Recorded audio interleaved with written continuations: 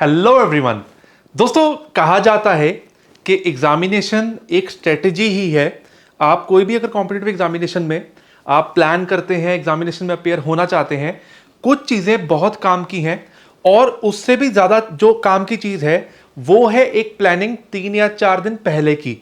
तो इसी वीडियो में हम बात करने वाले हैं कि आपको दिल्ली जुडिशरी के रिगार्डिंग जो आने वाले 2 या 3 दिन हैं उसमें क्या करना है, कैसे करना है, किन चीज़ों का ध्यान रखना है, ताकि आपने जो इतनी मेहनत की है, इतनी प्रिपरेशन की है अभी तक, आपका वो जो प्रिपरेशन है, मेहनत है, बहुत अच्छा रिजल्ट निकाल पाए। चलिए स्टार्ट करते हैं। देखिए दोस्तों, यहां पे कुछ ऐसी चीजें हैं, अगर आप इनका ध्यान रखेंगे तो ऑब्वियसली आपकी प्रिपरेशन में 4 चांद लग जाएंगे। तो सबसे पहले देखते हैं, number 1 is your limit your resources. ठीक है, यहां पे दोस्तों मतलब ये है, देखो अभी एंड मोमेंट पे अगर आप सोचो कि मेरा ये पर्टिकुलर टॉपिक रह गया या मैंने उस सब्जेक्ट में ये वाला एरिया स्किप कर दिया, अब देखो अब पॉइंट है, जितना आपने इतने महीनों में पढ़ रखा है उसको संभाल लीजिए। तभी लिखा लिमिट योर सोर्सेज। जो भी आपके पास कंटेंट है, चाहे वो बेयर एक्ट का जो मार्क कंटेंट है या फिर आपके जो पर्सनलाइज नोट्स हैं, इन सब का ध्यान रखिए। इसको इकट्ठा करके बस रिवाइज करने बैठ जाइए। जितना कंटेंट आप कर चुके हैं इस समय रिवाइज करना बहुत जरूरी है। ओनली रिवाइज, दैट मींस नए कंटेंट को अभी के लिए रोक दीजिए। ऐसा मैं क्यों बोल रहा हूं? क्योंकि जो आपने मेहनत करी है ना इतने महीनों से, जो कंटेंट आप पढ़ चुके हो वो एग्जामिनेशन हॉल तक कैरी करना है, और जो चीजें आप पढ़ चुके हो उसमें किसी भी तरह की आपको डाउट नहीं होना चाहिए। तो राइट, आप जितना भी कंटेंट पढ़ चुके हो उसको रिवाइज कर लीजिए। Focus on law subjects. देखिए नो डाउट यहां पे अगर मैं बात करूं, जीके भी इंपॉर्टेंट है। अब लैंग्वेज पार्ट आप एक दिन में तैयार नहीं कर सकते, सिर्फ आप रिवाइज कर सकते हैं। तो मतलब जो आपका majority part of the content है लॉ का, उसको अच्छे से बेयर एक्ट, आपके नोट्स, अगर आपने कोई भी टेस्ट सीरीज लगाई थी उसमें देखिए आपके कौन से क्वेश्चंस गलत हुए हैं। और ये सबसे ज्यादा बेनिफिशियल चीज है, जौन से भी क्वेश्चन गलत हुए हैं उसको एक बार ध्यान से देखिए, उसमें क्या अंडरस्टैंडिंग में इशू था या फिर आपका वो सिली मिस्टेक था। और एग्जामिनेशन में जाके जब भी आप कोई मार्किंग लगाते हैं ध्यान से ऑप्शंस को पढ़िए। दोस्तों कई बार क्या होता है, एक सिंगल वर्ड, जैसे कि आजकल क्वेश्चंस आते हैं which of the following is incorrect, अगर आप उसको ध्यान से पढ़ें, कई बार बच्चा ये पढ़ जाता है एग्जामिनेशन हॉल में which of the following is correct, अब लिखा इनकरेक्ट है, आप अटेम्प्ट कर रहे हो करेक्ट के पॉइंट ऑफ व्यू से, या it could be vice versa कि लिखा हुआ है what which of the following is correct, आपको लगा कि इनकरेक्ट पूछा गया है। ऐसी सिली मिस्टेक्स हमें नहीं करनी।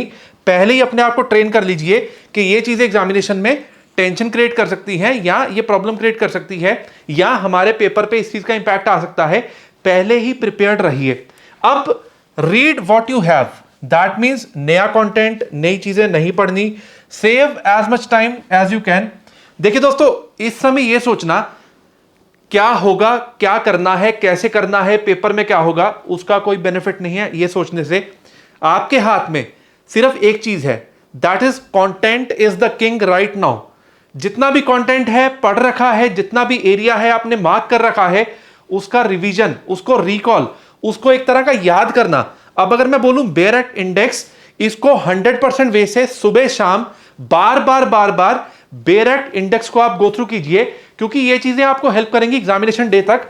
और जो चीज भी हम एंड वाले 2-3 दिन पढ़ेंगे ना एग्जामिनेशन हॉल में, निश्चित तौर पे आपको चीजें याद रहेंगी। और मैं बता दूं, वर्क ऑन मिनी नोट्स।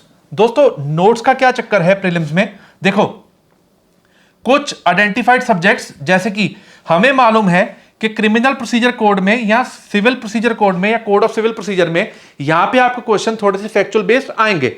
तो यहां पे जो इंपॉर्टेंट एरियाज है ना, जैसे मालूम ही है कि इन्वेस्टिगेशन में से क्वेश्चन आना ही है, इस एरिया को जो आपके मिनी नोट्स है ना, प्लस जैसे इन्वेस्टिगेशन का एरिया, आपको एक बार जल्द से एक ग्लिम्स लेना होगा मेंस पॉइंट ऑफ व्यू से, कहां पे कौन सी पावर है, किसमें क्या होता है, कहां पे क्या पनिशमेंट बनती, एक बार आप आराम से इसको गो थ्रू कर लीजिए, ताकि अगर कोई भी फैक्ट बेस्ड क्वेश्चन आते हैं इन इंपॉर्टेंट सब्जेक्ट्स में से, वो गलत नहीं होने चाहिए। राइट, रिवाइज द सेम, मतलब जो मैं चीजें बता रहा हूं इसको बार बार रेपिटेटिव मोड पे करते रहिए। और एक और चीज बता दूं, जितने भी क्वेश्चंस हैं, मैं फिर से रिपीट कर रहा हूं, आपने किसी बुक से, किसी टेस्ट सीरीज से जहां पे भी लगाए, वहां पे अपनी जो मिस्टेक्स थी उसको एक बार चेक कर लीजिए। ठीक है, आगे बढ़ते हैं। नथिंग न्यू बॉस, मैं फिर से दिमाग में बार बार चीज डाल रहा हूं, कोई भी नया सब्जेक्ट, कोई भी नया एरिया मत पिक करना।